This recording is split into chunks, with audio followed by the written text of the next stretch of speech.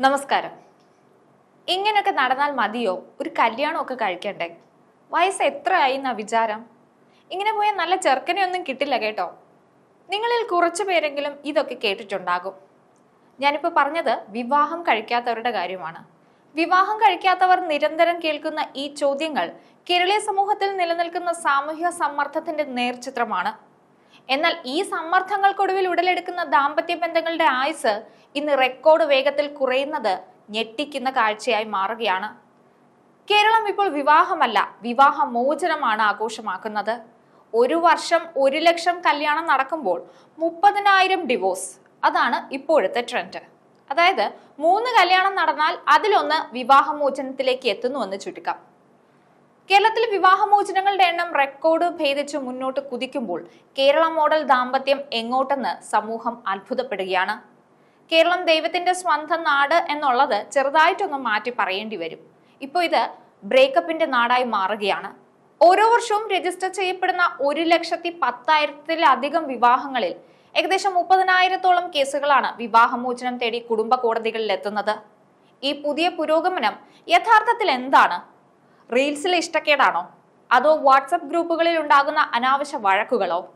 Adjustment എന്ന വാക്ക് ഒരു അന്യഗ്രഹ ഭാഷ പോലെയായി മാറിയോ? നമുക്കിതിന്റെ ചില കണക്കുകളൊന്ന് കാണാം. 2016 മുതൽ 2022 വരെ കേരളത്തിലെ 28 കുടുംബ കോടതികളിൽ വിവാഹമോചന കേസുകളിൽ 40% വർധനവുണ്ടായത്. 2022-ൽ 30,781 വിവാഹമോചന ഹർജികൾ ഫയൽ ചെയ്തു. 2023-ൽ ഇതിന്റെ എണ്ണം 33,535 ആയി. ഇനി 2024-ലേക്ക് വന്നാൽ 30,647. ജൂൺ 30 വരെ സംസ്ഥാനത്തുടനീളമുള്ള കുടുംബ കോടതികളിൽ കെട്ടിക്കിടക്കുന്ന വിവാഹമോചന കേസുകളുടെ എണ്ണം 38,067 ആണ്. അതിൽ 3,307 കേസുകളുമായി തിരുവനന്തപുരം കുടുംബ കോടതിയാണ് പട്ടികയിൽ ഒന്നാമത്. തൊട്ടു പിന്നാലെ വടകര കുടുംബ കോടതി 2,322 കേസുകൾ. ആറ്റിങ്ങൽ കുടുംബ കോടതിയാണെങ്കിൽ 2,241. ഇനി മലപ്പുറം ജില്ലയിലെ കേസുകളെ കുറിച്ച് പറഞ്ഞാൽ 2020-ൽ 786 പേരാണ് വിവാഹമോചനം ആവശ്യപ്പെട്ട് കോടതികളിലെത്തിയത്. 2021-ലാണെങ്കിൽ 1,338. കോവിഡിന് ശേഷം വലിയ രീതിയിലുള്ള വർധനവാണ് മലപ്പുറത്തുണ്ടായത്. കേസുകളിൽ 2,295 എണ്ണവും സ്ത്രീകൾ ഫയൽ ചെയ്തവയാണ്. അതായത് 70% വരും ഇതിന്റെ കണക്ക് മാത്രം.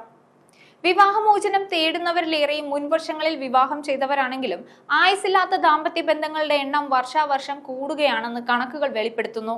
ബന്ധം വേർപെടുത്താൻ കേസുമായി പോകുന്നവരാകട്ടെ വിവാഹമോചനം ലഭിക്കാതെ വർഷങ്ങളോളം കോടതി കയറി ഇറങ്ങുകയും ചെയ്യുന്നുണ്ടെന്ന് കെട്ടിക്കിടക്കുന്ന കേസുകളുടെ എണ്ണം സൂചിപ്പിക്കുന്നു.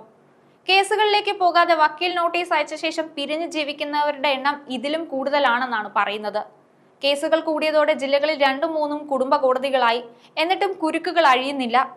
തിരുവനന്തപുരം ജില്ലയിലാണ് ഏറ്റവും കൂടുതൽ വിവാഹമോചന കേസുകൾ രജിസ്റ്റർ ചെയ്യുന്നത്. കൊല്ലം ജില്ലയാണ് 2ാം സ്ഥാനത്തുള്ളത്. എന്തുകൊണ്ടാണ് വിവാഹമോചനം കൂടുന്നതെന്ന് ചോദിച്ചാൽ അതിന് പിന്നിൽ പല കാരണങ്ങളാണ് ചൂണ്ടിക്കാട്ടുന്നത്.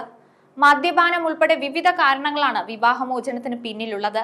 വിവാഹേതര ബന്ധങ്ങളും ഇന്റർനെറ്റ് വഴി മറ്റു ബന്ധങ്ങളും എല്ലാം പലപ്പോഴും വിവാഹമോചനത്തിലാണ് അവസാനിക്കുന്നത്. വ്യക്തിത്വ വൈകല്യങ്ങൾ ഭാര്യയോ ഭർത്താവോ തിരിച്ചറിയാതെ പോകുന്നതും പ്രശ്നങ്ങളിൽ എത്തിക്കുന്നുണ്ട്. സ്വത്ത്, ഗാർഹിക പീഡനം, ഭർതൃബലാത്സംഗം എന്നിവയെല്ലാം കാരണങ്ങളുടെ പട്ടികയിലുണ്ട്. 2022-ലെ കുറച്ചു മാസങ്ങൾക്കുള്ളിൽ കുടുംബ കോടതികളിലെത്തിയ വിവാഹമോചന കേസുകളുടെ പ്രധാന കാരണങ്ങളിലൊന്ന് ഭർതൃബലാത്സംഗങ്ങളായിരുന്നു.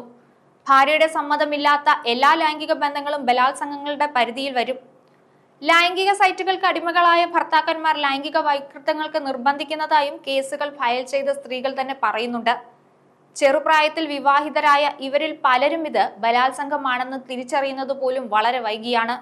ഇക്കാലത്ത് ദമ്പതികൾക്കിടയിൽ ചെറിയ പ്രശ്നങ്ങൾ പോലും വലിയ പ്രശ്നങ്ങളായി മാറാമെന്ന് വിദഗ്ധർ അഭിപ്രായപ്പെടുന്നുണ്ട്.